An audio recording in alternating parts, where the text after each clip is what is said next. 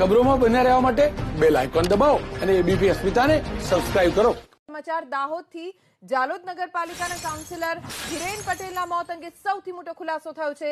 Councillor Hiren પટેલની પૂર્વ આયોજિત કાવતરાથી હત્યા થયાનો પોલીસે ખુલાસો કર્યો છે.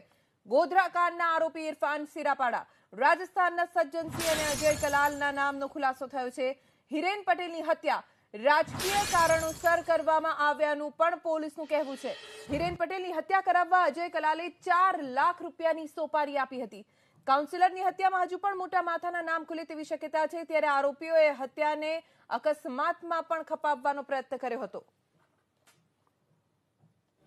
આરોપીઓનો જે ગુનાહિત ઇતિહાસ જોઈએ તો ઇરફાન સિરાજપાડાની વિરુદ્ધમાં 17 ગુના દાખલ થયેલ છે અને વર્ષ 2002ના ગોધરાના રેલવે માં જે ગુનો દાખલ થયેલો જે એમાંનો પણ એ આરોપી છે ઇરફાન પાડા. બીજો આરોપી સજ્જન કરણ વિક્રમસિંહ ચૌહાણ સિકાકડી મહેતપુર, એના વિરુદ્ધમાં 5થી વધુ ગુના દાખલ થયેલ છે. અજય કલાલની વિરુદ્ધમાં પણ 5થી વધુ પ્રોહિબિશનના ગુના દાખલ થયેલ છે. પાસામાં પણ એની અટકાયત કરવામાં આવેલી છે. આ જ્યારે ઇરફાન પાડાને અજય કલાલે આ કામ કરવાનું કહેતા ઇરફાન પાડાએ એના મધ્યપ્રદેશના સાગરીતો કરણસિંહ વિક્રમસિંહ ચૌહાણ એમનો સંપર્ક કરી અને 4 લાખ આપ્યાની વાત થાય છે.